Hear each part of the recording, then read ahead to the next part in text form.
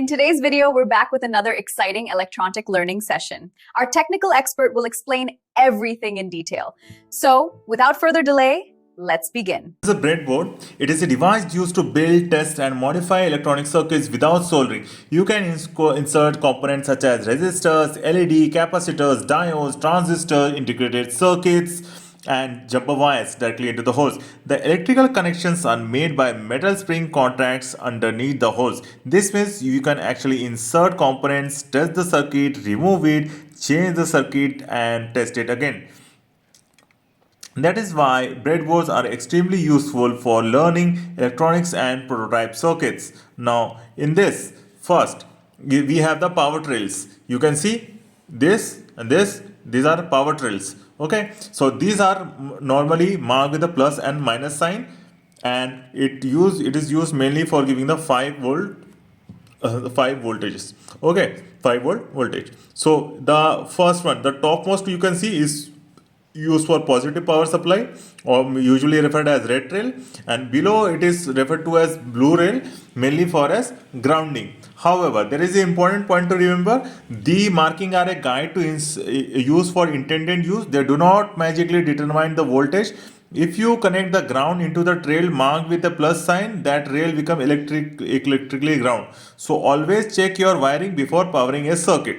Now, another feature of this breadboard is that the power rail may split into separate sections. This means a trail look like one long continuous line may actually contain a break.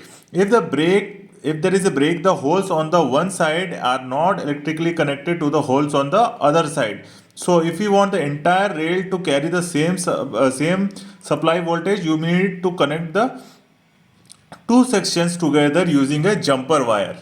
Okay, so two sections we need to connect with a jumper wire. And if you have any doubt in this whether the voltage is going or not, best thing is use multimeter for this. Now comes most important find, the terminal strip. The large area in the middle of the board where we used to put electrical components is the major thing. On the standard breadboard like this one, we have 5 holes in a vertical group. They are electrically connected together. Okay, so if we put a jumper wire into first hole and a wire into the second, those wires are electrically connected. Same apply to all 5 holes in the group. But there is an important aspect: the 5 holes on the other side of the center gap are not electrically connected to the 5 holes.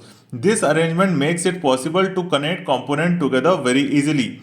Another thing is that center groove. This is called a center groove or the IC channel. It is used to attach the integrated circuits.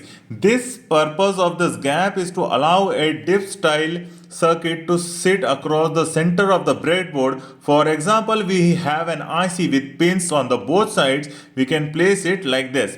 One row of the pins goes separated these two sides. The pins are not accidentally shorted together. This makes the breadboard particularly convenient for experimenting with digital and analog circuits. Now, the lower terminal strips works in the same way as the upper circuit. Again, group of 5 holes internally connected. So when we build a circuit, we can use this upper and lower section independently. The center gap separates them. This gives a very convenient layout for the components and integrated circuits.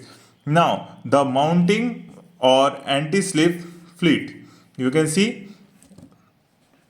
these things. You can see this type of groove on the bottom of the breadboard. You may find also small mounting or anti-slip feet. The main purpose is mechanical rather than electrical. This keeps the breadboard slightly above the surface to prevent it from sliding around while you are building your circuit. Some breadboard also have adhesive backing or mounting holes depending on the model.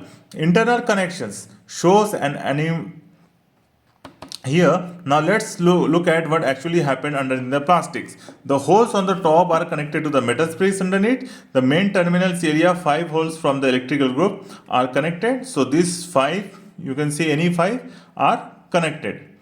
Okay, so this is how the connections take place and the circuit starts. Okay, now the final quick overview.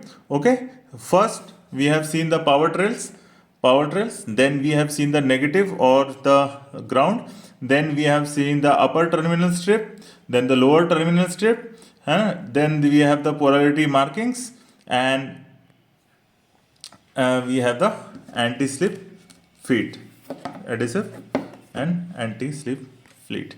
So this was all for the breadboard. See you soon in the next video. If you have anything in your mind, or if you want to learn about any components or any other things about electronics, do let us know in the comment section below. Thanks for watching. See you soon in the next video.